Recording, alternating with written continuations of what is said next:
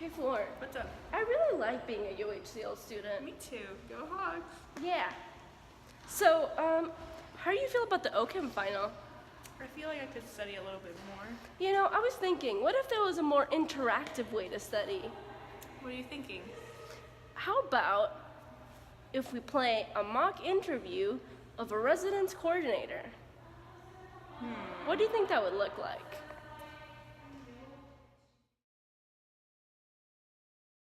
Wilbur, starring as Ms. Benzine. And Blocky as Electron Lepton. Yeah!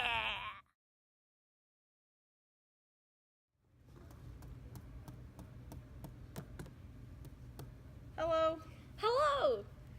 my name is Mrs. Benzine. It's nice to meet you. It's nice to meet you too. My name is Electron Lepton, but you can call me E-Neg for short. I'm glad you're here.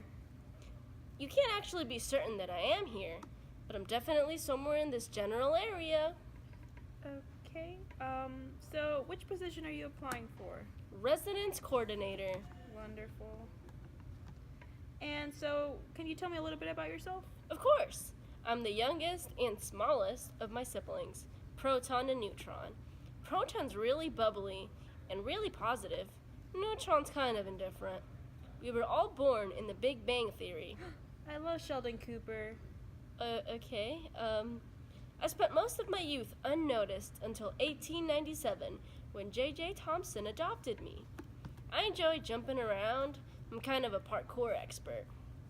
I don't like being alone. I like to travel and meet new friends.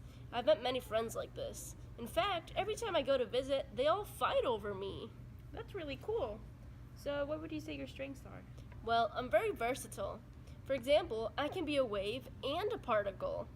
I'm good at forming bonds with others, as well as giving stability to those who need it the most.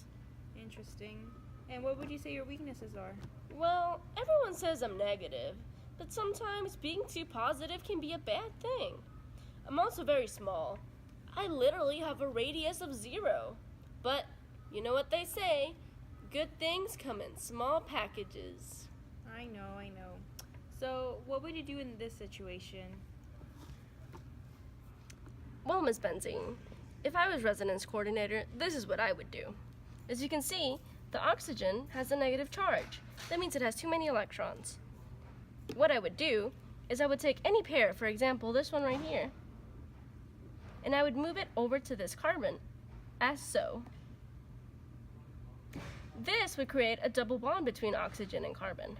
However, carbon can't have that many bonds, so it's going to have to break a bond it has with nitrogen. So I'll take a pair of electrons here and move it over to the nitrogen, effectively creating the following resonance structure.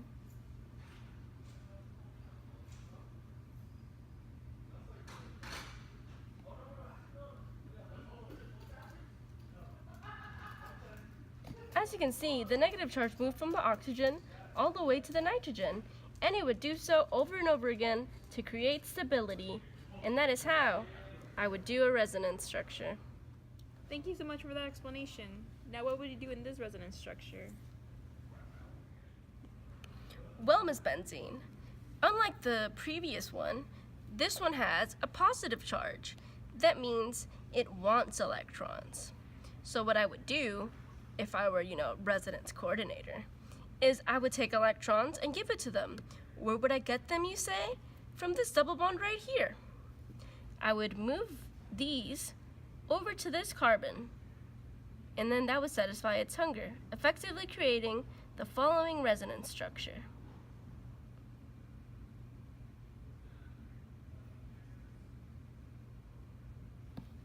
However, it doesn't stop there.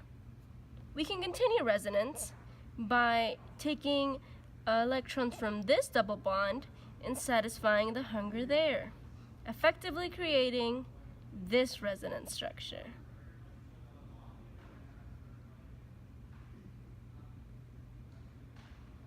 As you can see, the positive charge, or hunger for electrons, moved from the first carbon all the way to the last carbon, and that is how I would satisfy and stabilize the structure through resonance. Well, thank you for that wonderful explanation. Is there anything else I should know about you? Well, Anyways, thank you so much for stopping by. You should get a call in the next week. thank you so much for this opportunity. Goodbye. Bye. That was really fun. We should do Yeah. this more often. We should. Oh my god, look at the time. Oh no. We're almost late for OChem. Can't be late for Oakham again. Don't want to disappoint Dr. D. No, we Again. can't.